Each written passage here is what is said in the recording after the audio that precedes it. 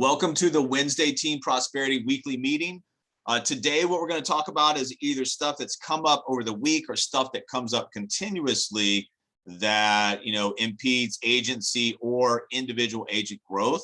And hopefully you can take some stuff out of this meeting and implement it immediately on the personal side or the agency side and get some immediate results.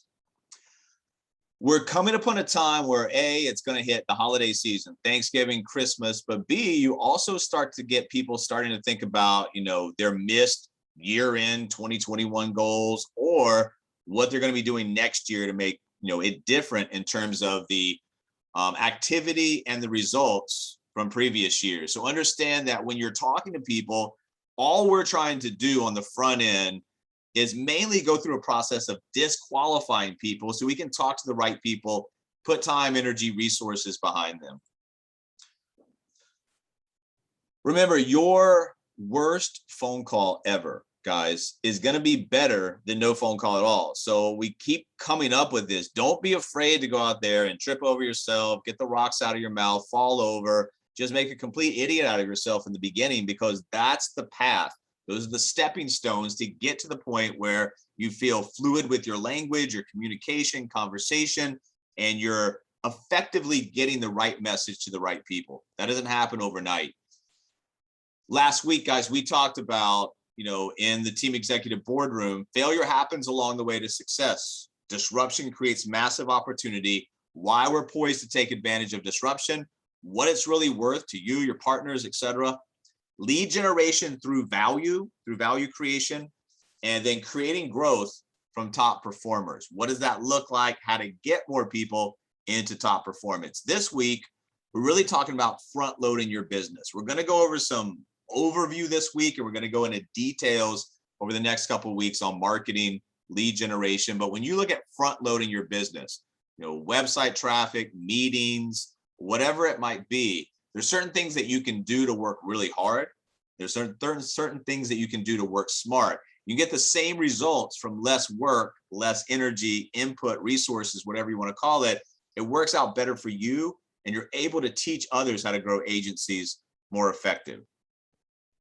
Number one is you constantly have to think about, how do I position my product to sell to my ideal customer? Not any customer, not any client, whether you're packaging up the business opportunity or what we do for the client side, the solutions on that side. Who's my ideal customer? Who is that really? Who do I want to work with? Who can I best service? Who am I going to get the best results? And once you start to identify that person, it's a lot easier going out than trying to fit everyone in to some type of a big bucket.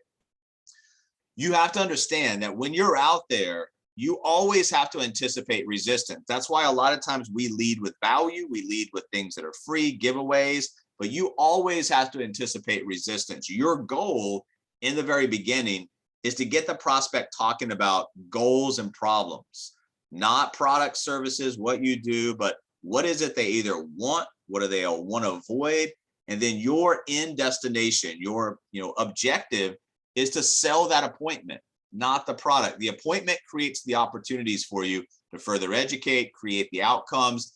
Understand that if you lead with value and you sell the appointment, it's a lot easier to get people into a defined kind of fence. And then all you have to do is figure out in that fence that you've created, who is it that you really want to talk to? Who is it you can work best with? Like I said, who is your ideal client or your ideal partner? You have to understand that we are coming upon a time where people, if they don't get their finances, personal finances in order, if they don't get their agency growth in order on the partner side, they're going to be in trouble. This is going to come into a chaotic time. And if people don't learn how money works, they're going to, just spend the rest of their lives working for it. We've talked about this. Wages won't keep up going forward. So most people out there on the client side, they're concerned about money matters, but few truly understand how money works. So you can't spend your time trying to educate people that either have a fixed mindset, don't want to learn, don't care about it, whatever it might be. You have to help people that want to help themselves. And that comes from some of the disqualifications on the front end that we can go through. But you have to understand that people either need to understand, or you need to understand, that financial wellness used to be actually an option. You could get by just, doing the things, going to work, paying your bills. It's an integral part of well-being going forward. And you look at that wellness space, financial wellness is a very hot topic. You're in a great industry, you're in a great, sector of that industry to provide solutions. You need to understand that what you do is valued, needed, and very, very timely at this point, guys. You're talking cash flow. Most people, most businesses don't even really understand how much of an important leading indicator cash flow is. If you can teach a client, potential client, which is in the prospect stage, how to create cash flow in their household without changing their income or their expenses, well, do they know how to do that? Probably not. Would they like to learn how to do that? The right people who want to get ahead in life probably will. Remember, you're not forcing people, you're not dragging them into these education meetings. You're actually setting the ones up for the people who have general interest on the front side in what we're trying to teach and accomplish. On the opposite side, if you come to me as an entrepreneur, a business owner, if you ask me, hey, are you interested in expanding your cash flow assets? I'm going to say yes, because that's important to me. Cash flow assets are important to entrepreneurs, to business owners. Learn how to talk the language of what you're looking for. Someone's not interested in cash flow assets, not the right type of person to be talking about. So understand what we do, understand what we're trying to accomplish, and then fit the right people in the right places, disqualifying all the other people.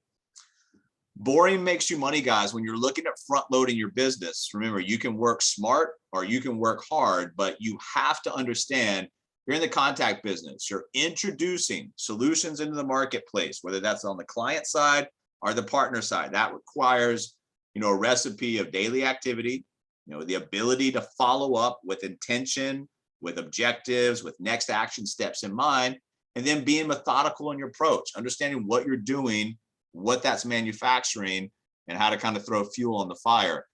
If something's boring in the very beginning, probably a good sign that you're effectively and systematically working through this process of front loading your business, because you can't go from 0 to 100 in a business model without building the foundational steps to get there. Also understand what you're doing on the front side to qualify leads. There's a process of that. And once again, if you're bringing in as many people as possible, trying to stuff them in a certain room, regardless of what they may understand, not understand, want, not want, it becomes a tiring process. So understand that, who am I looking for? Where are these people? And what's my message to them that's actually going to get them raising their hand and say, yeah, I want to know more. I want more information. Through that lead qualification process, hopefully we start talking to the right people in the sales process, and we disqualify everybody else, maybe putting them on a nurturing sequence to see if they want to come back around. But ultimately, I want to sit down in front of people, online meetings with people who are qualified leads. Qualified leads doesn't mean just maybe 1 point. It means multiple points. So in that persona of who you're looking for, do they check off multiple qualifications? If so, you're in a good route. You're spending your time wisely. If not, then you may need to develop and refine that qualification process a little bit more to make sure you're talking to the right people. Let me give you an example. If you're going to close, let's say, 10 sales over X period of time, and you have to, do 100 meetings to get those 10 sales, or you have to do 25 meetings to get those 10 sales, obviously the 25 to get 10 sounds a lot better. That's working smart. That comes from disqualification on the front side. Don't spend your time with people who are not a qualified lead, because if so, you're really doing them and your time, yourself, your calendar, a disservice. We talk in general terms. When you front load your business, you have to understand who you're actually talking to. That in itself comes from an understanding of generations. We talk about this. Millennial, facing different things than a baby boomer. Baby boomer might be on a timeline. They need to do stuff. Millennials have a little bit more, in terms of the life cycle ahead of them. So you need to understand, who am I talking to? What's the perceived or understood problem this person's having? And how do I talk to them about understanding the solution to their particular problem? Outside of a generational view, you really need to hone in. Who am I looking for? Like I said, why am I looking for them? Why should they listen to me? Where are they going to be? And what is that message going to be to start the conversation?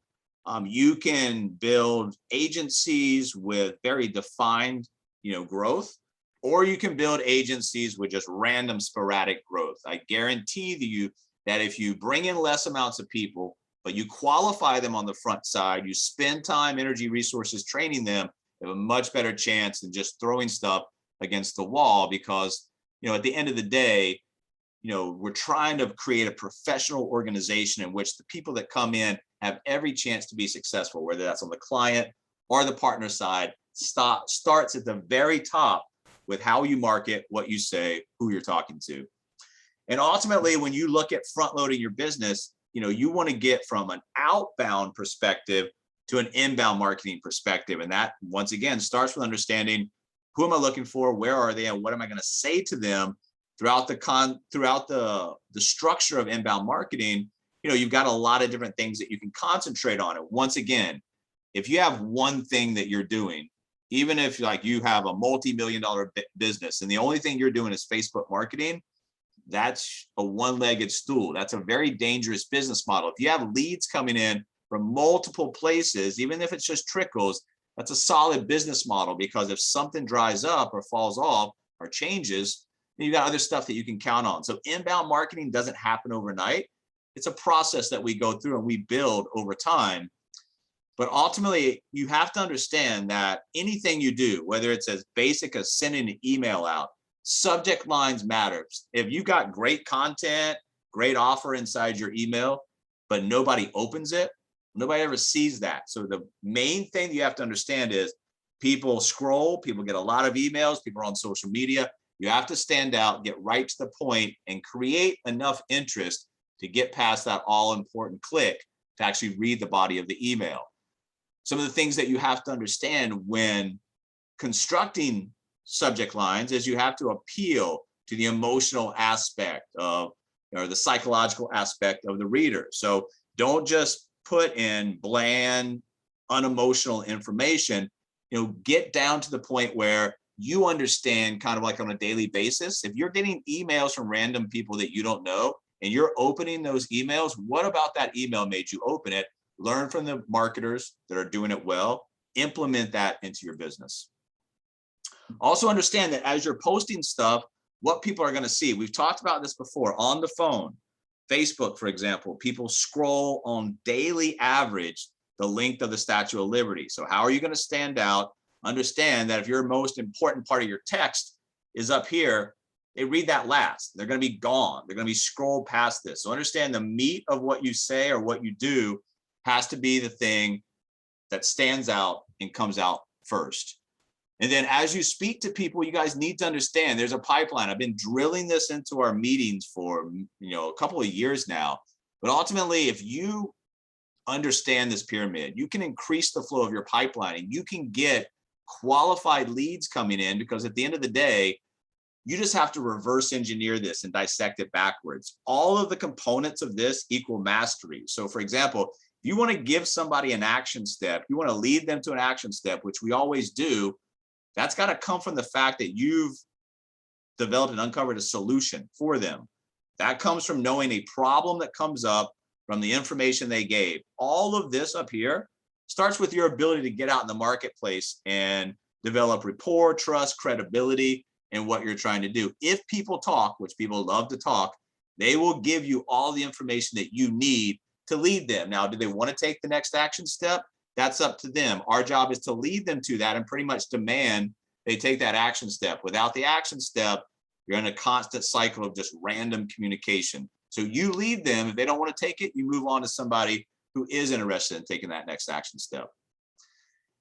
If you're passing stuff off through this, the pipeline or the assembly line that we've got going on, if you give off a client to an educator and they've got basically no notes, then it's really hard for the educator to come in. They've got to do all that bottom of the pyramid again, rapport, trust, credibility, versus having the information that now we can get into a more warm conversation based on the ability for the educator to understand that situation. Part of the reason people don't buy, a big part, is because the salesperson hasn't done enough of a job of getting to know the prospect in terms of understanding their problems and providing a solution that makes sense for their side. So once again, when you're handing off leads, whether it's partners or clients, give the other side as much to make that a clean, handoff as possible. Get better at the transitions of your business, and it has a deep impact on the generational build out.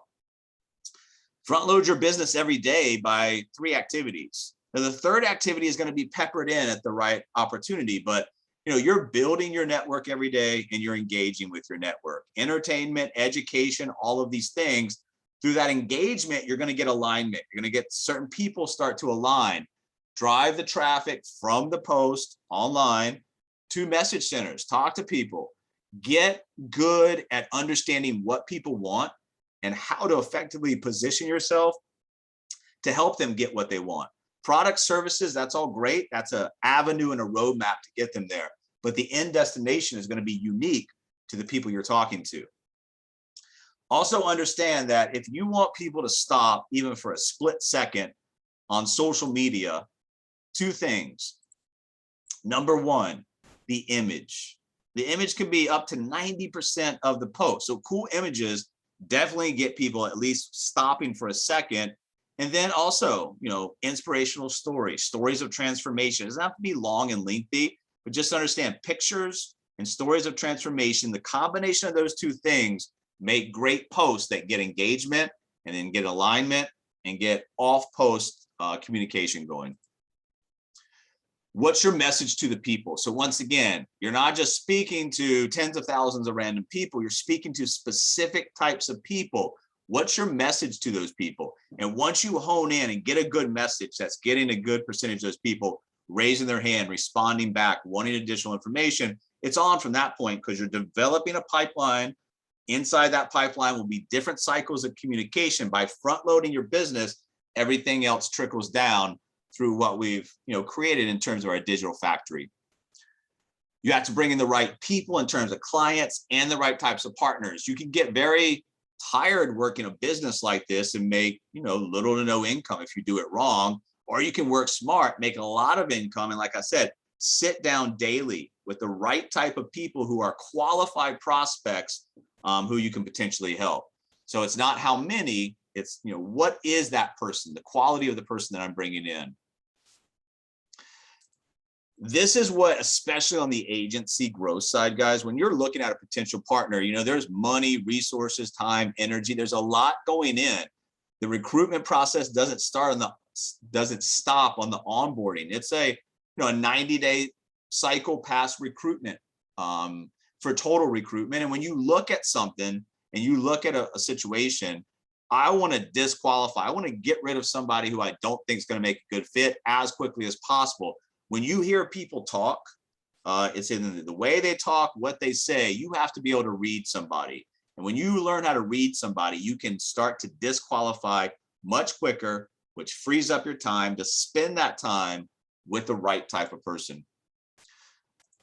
There's 2 ways that you can really approach building your business. There's direct marketing and there's networking. I find networking's easier because I'm just, it's not a hidden agenda or predetermined agenda. It's really talking to people and just getting the ability to get the information out in the open, to make the determining factor of whether or not I can possibly help them. If so, where are we taking this conversation?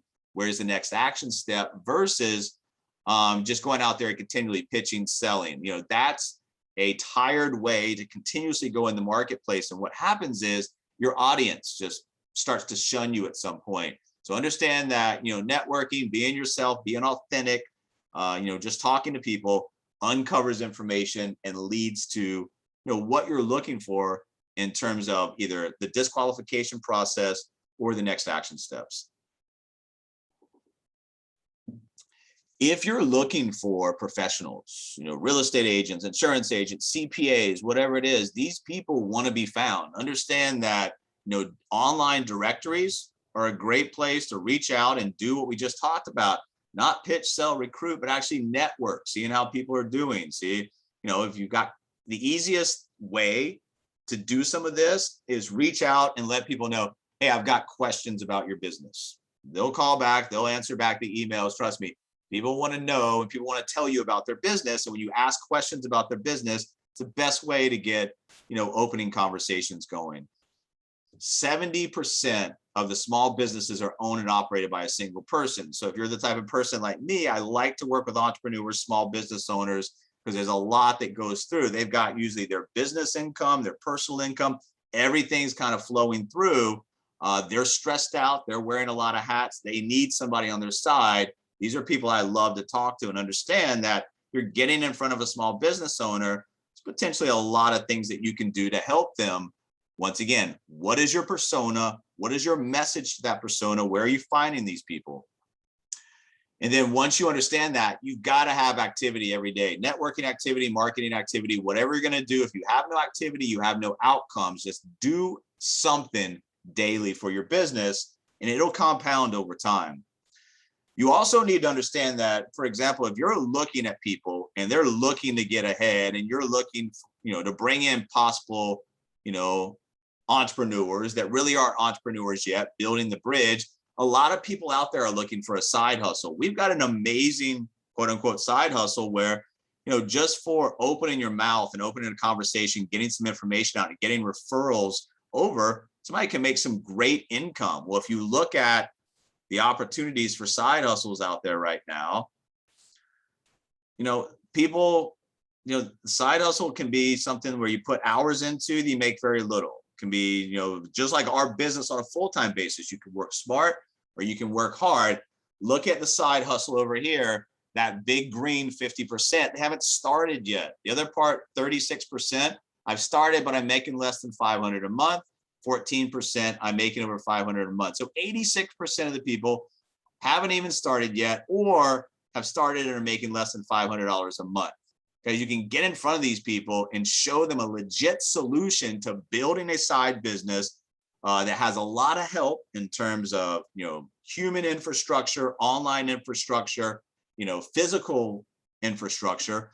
And we can help them make that transition to be a full-time entrepreneur. But once again, it's not just about reaching out to everybody that's interested in a side hustle. It's about reaching out to the right ones who can make that commitment and understand what their position is and what you're going to offer on the backside to help them. And then once that's understood, do you have a plan in place? So this is what I want to know. Partners, clients, what do you want? Do you have a plan in place? Because if you don't have a plan in place, just basically a wish. And the end goal of what you do has to have stepping stones. When you're talking about step one, front loading your business, that's the first goal that leads to the end goal. The first step. So when you're starting to talk to people, we're already starting to think about, what do I want to accomplish next year? What went wrong with this year?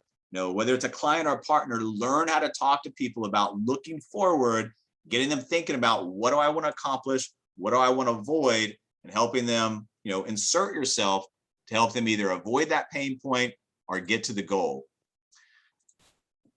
When you are filling out, let's say you were filling out an advertisement for a potential partner, potential client, whatever it might be. These are the things that if I came back to you and say, hey, I've got a potential partner, he or she's real lazy. I don't want that.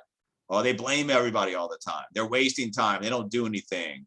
They're thinking small. They have no goals. They're always negative. They're always entitled. These are people you don't want to work around. So in the process of disqualification, when you're reading situations, if somebody falls into one of those multiple reasons why they're not successful in life, that's a leading indicator. You can't change somebody's mindset. You can't change their work ethic. You can provide paths, you can provide coaching, mentorship, training, supporting, but you can't provide the things that will change this ledger over here, the reason somebody's not successful.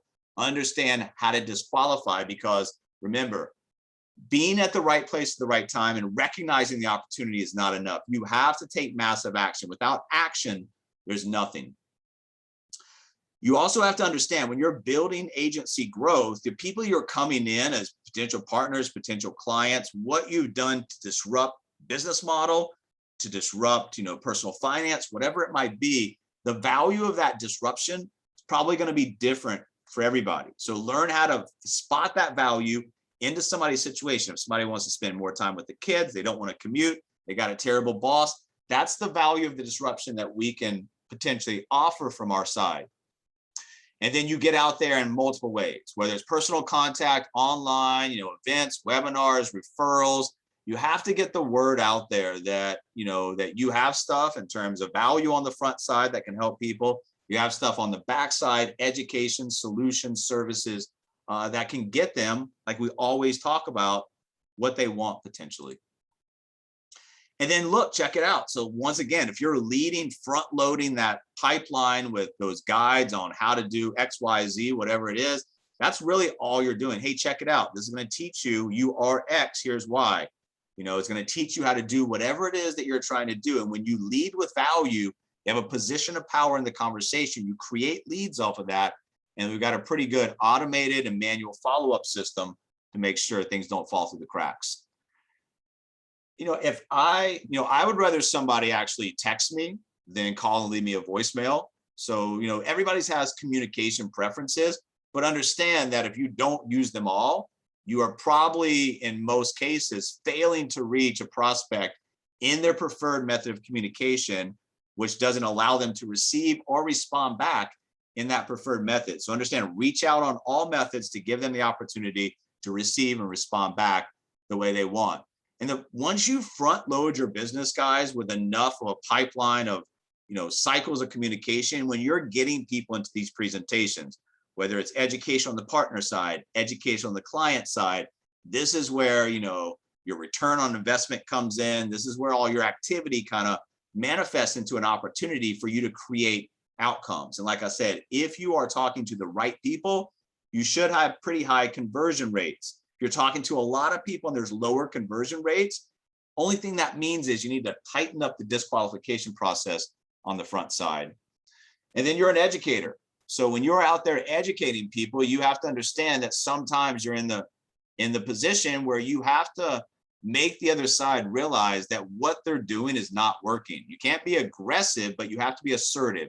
We talked about this last week. You have to be confident in your ability to help the other side, but also at certain times make them realize, hey, the path you're on right now is not going to get you where you want to go. Do you understand why?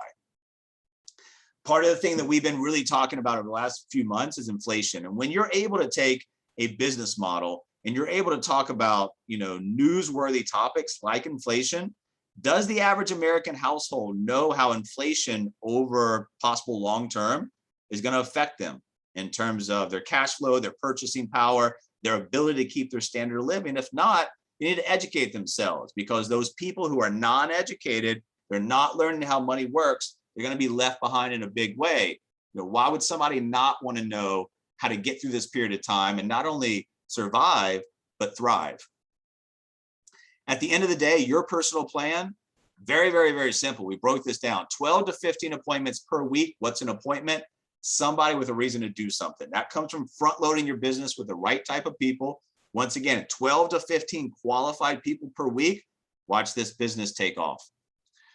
And you got to be defined in your approach. Remember that 12 to 15 book meetings, if you do your job on the front side and you're defining your approach, you're looking at the right type of persona, right type of messages, and the right locations to find them, you're going to have a good flow. And then on the partner side, when you front load prospects on the partner side and you find qualified partners, you have to understand one of the ways that you keep talented partners is you need to lock them in with ownership. People will not leave if they have something to leave. They don't have anything that they're going to lose. Well, there's no reason to really keep them around. There's nothing that's cementing them in place. But if there is something for them to lose, now they've got something to keep. Now they've got a reason to stick around. So in closing today, guys, we want to talk about, yes, it's going to be, two big holidays, Thanksgiving, Christmas, New Year's right around the corner too. So there's going to be some lull time. You have to understand, the lull time that others have doesn't define your activity. There are opportunities, huge opportunities right in front of us. You need to be confident in what you have, and you need to learn, when to be patient and when to be aggressive. This is an excellent time to be aggressive, to get your, activity rewarded in a big way. So what I try to do is teach agents that you have to have some type of self-reflection. The easiest way is to kind of understand, there's a lot of documentaries out that follow people around different types of lifestyles. But if somebody followed you around as a documentary, as an entrepreneur, as a small business owner on your day-to-day activity, what would that documentary look like? I mean, are you doing nothing? You know, are you stressed out all the time? So understand, if you had a film crew following you around, what does your day-to-day activity look like? And would you be satisfied with the end result of that documentary? Another way to look at it is, if you're an investor and you're looking for if you're looking for a company that you're going to put in your retirement portfolio for the long term, you know, what's that company all about? You know, how have they been performing historically? How are they performing over the past little bit of time? Are they on an uptrend, downtrend? Have they flatlined? What's your business doing? Because if you're not growing, you're dying. So you always need to be making sure that you have that self-reflection, understand where you are, and if it's going well, build on the momentum. If it's not going well, reset. Let's get something else in a positive direction. Your plans, your partner's plans, your client's plans, everybody's plans, they have to be certain and specific. Having something meaningful going on in your business day to day is very, very important. It's what, when, why. It's defined types of meetings. And in the very beginning, if your agents don't have defined meetings, fill up that calendar with marketing, networking, just so it's not, you know, glaring back all white space. And then the final point is, you know, front loading the business, you have to give it consistency over time. 90 days to really understand what's working, what's not working. You know, people come into a business and they'll go all out for a small period of time and then drop off. You know, Hall of Fame is, you know, excellence over a long period of time. So consistency is going to make you, you know, get to that point where you have the 6-7 figure business that you're very proud of, that's spinning off multiple, you know, streams of income. We teach our partners to build their business and build their assets. That's what we're really trying to do. Money matters, guys. This is a hot topic, whether somebody wants to admit it or not. You know, money matters. It's an important part of our life. Financial wellness is a hot topic. You're in a good space. Learn to talk to the right type of people about getting what they want. Fill up your calendar with the right type of prospects. Work smart, get the conversion factor in, and then teach other people how to do that for agency growth. That's it that we have for this week, guys. We'll see you next week. Once again, if you are working actively on this business, we will actively work to help you solve any problems, overcome any obstacles on the way.